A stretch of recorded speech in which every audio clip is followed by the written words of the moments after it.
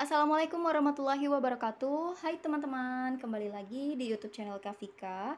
Di pertemuan kali ini kita akan membahas materi bab baru biologi kelas 12 tentang proses metabolisme. Nah, jadi kenapa proses ini perlu kita pelajari? Kenapa proses ini ada? Kenapa proses ini, metabolisme ini sangat penting bagi tubuh makhluk hidup? Ya, karena untuk kelangsungan hidupnya. Jadi kalau misalkan teman-teman, misalkan kita makan zat yang kompleks gitu ya, ada karbohidrat, ada protein, ada lipid dan lain-lain. Kemudian bagaimana zat-zat tersebut bisa diserap oleh sel, kemudian bisa dirubah menjadi ATP. Nah, proses itu memerlukan yang namanya proses metabolisme, adanya reaksi kimia di dalam tubuh kita. Jadi semua yang kita makan, semua yang masuk ke dalam tubuh kita itu nantinya akan diubah gitu ya, menjadi zat yang mudah untuk diserap oleh sel. Nah, kalau dari pengertiannya ya, metabolisme nih rangkaian reaksi kimia yang berlangsung di dalam tubuh sel makhluk hidup. Jadi mulai dari sel yang makhluk hidup yang bersel tunggal sampai makhluk hidup yang bersel kompleks, itu semuanya terjadi proses metabolisme di dalam tubuhnya. Nah, proses metabolisme ini berasal dari bahasa Yunani ya, metabole, yang artinya perubahan.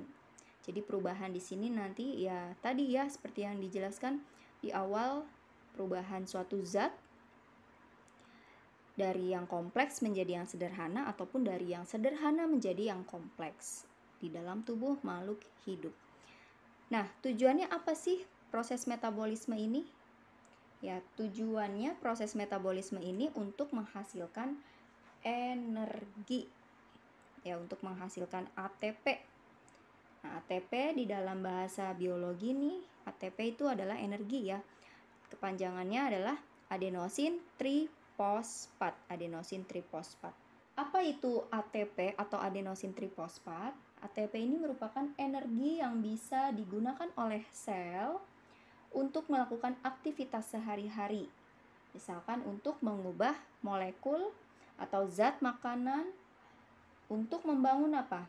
Untuk membangun atau menyusun unit-unit pembangun seperti misalkan protein atau misalkan polisakarida.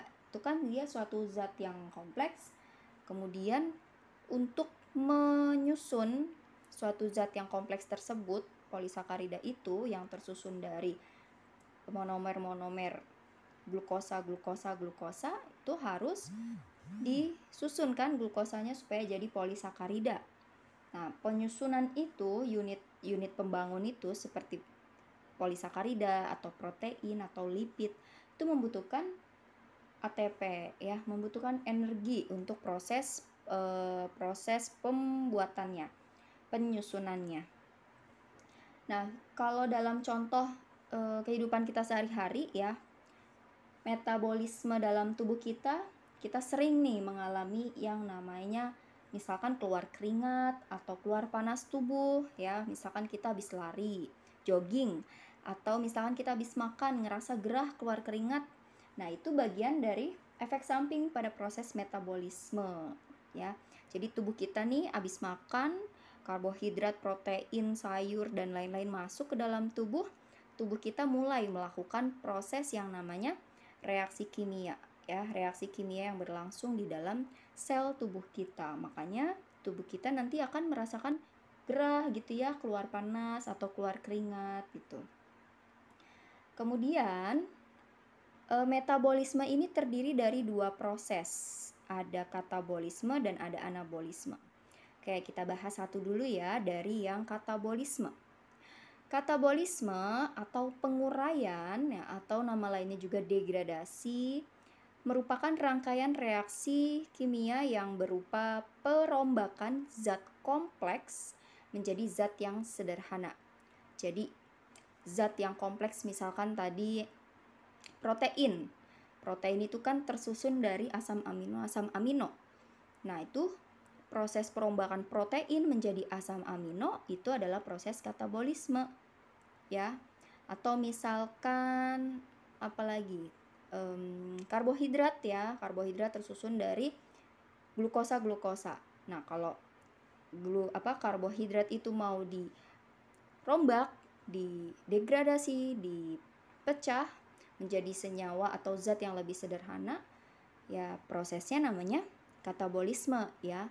Jadi ingat bahwa katabolisme ini adalah proses penguraian, perombakan.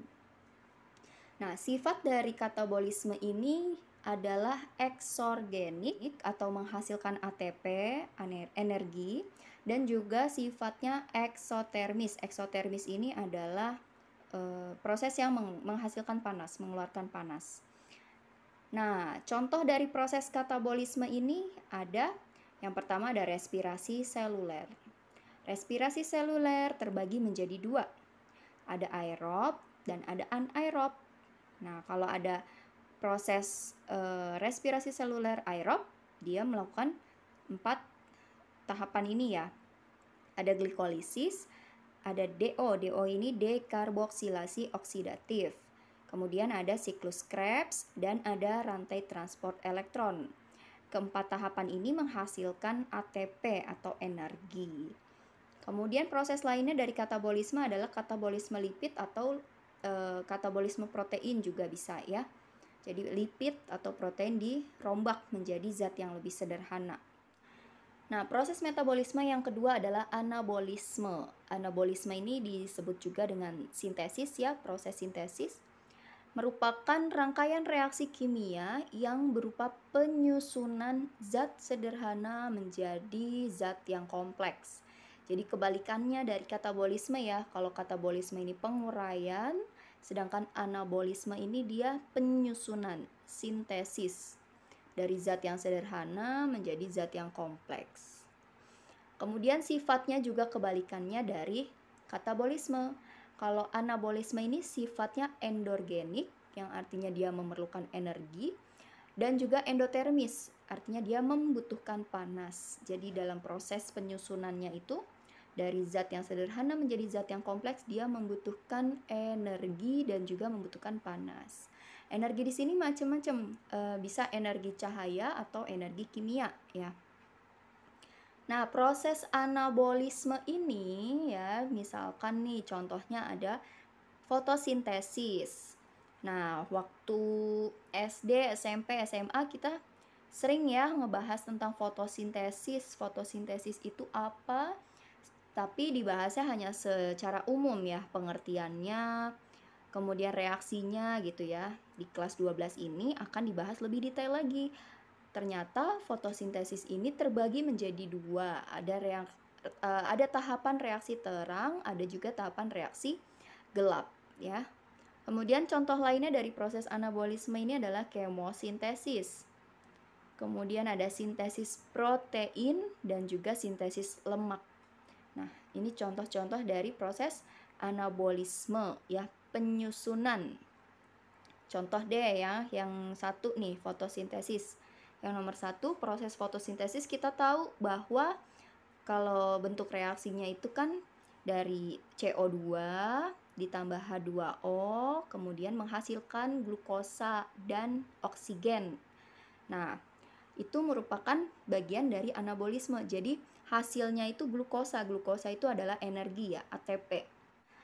Nah, yang perlu kita ketahui lagi bahwa di proses metabolisme ini yang terjadi di dalam tubuh ya, kita harus ingat bahwa semua reaksi metabolisme yang terjadi di dalam sel makhluk hidup itu dikatalis oleh enzim.